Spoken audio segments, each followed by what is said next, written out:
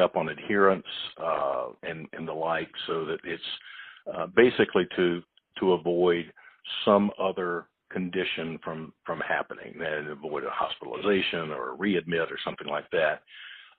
In the case of the medication therapy management, it's to primarily ensure that the patient is taking the drug that they're supposed to. Do they have the money to cover it, to purchase the drug, even if it's a copay or whatever it is? Because for the higher cost drugs, usually those are on a percentage of coinsurance rather than a copay, and those can get to be pretty expensive in the tiers 4 and 5. So basically, in simple terms, they're taking what have already appeared to be reasonably effective vehicles out of Part D and trying to basically impose them into bits of Part B, and they're basically trying to incentivize both the physicians and the patients to go through step therapy and drive down costs. Is that a good summary?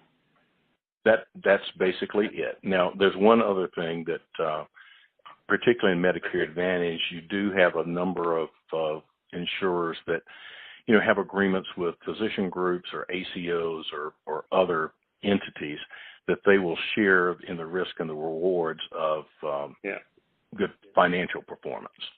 And those are because of the complications of Part D with rebates. Part D is generally excluded from those types of arrangements, but Part B, since it's all the physician costs, is generally included. So it does give an opportunity for those type of programs where the physician already has a financial incentive to prescribe the right drug at the right time.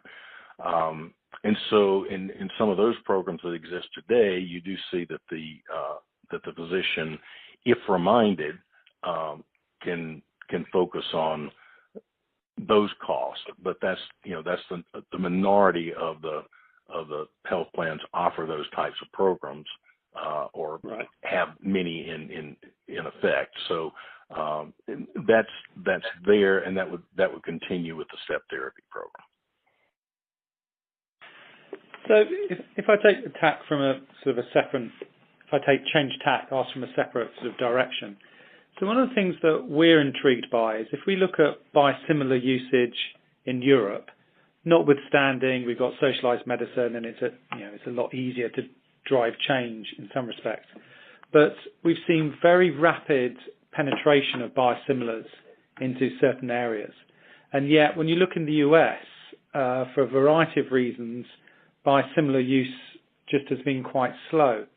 So what, in your opinion, is happening within the US system that is kind of preventing that, if you see what I mean? Because, what we're sort of skirting around is Part B, is the changes to Part B the key thing that's going to open the floodgates, or is it just one of the bricks in the wall? I guess it's trying to understand that process, because obviously I would argue it's good for the government, it's good for patients, it's good for payers. It may not be great for all the drug companies, but that's life. Well, the cynical side says that the physician, let's just say the physician office manager, not the physician, of course, is incentivized by the ASP +6 because the higher the cost, the more they make. And unfortunately, that cynicism, we do have physicians that are coin operated and are very focused on maximizing their revenue. And it's a sad state of affairs, but that frankly exists. And that could be for diagnostic tests or a host of other issues that Medicare Advantage plans have to manage those every day.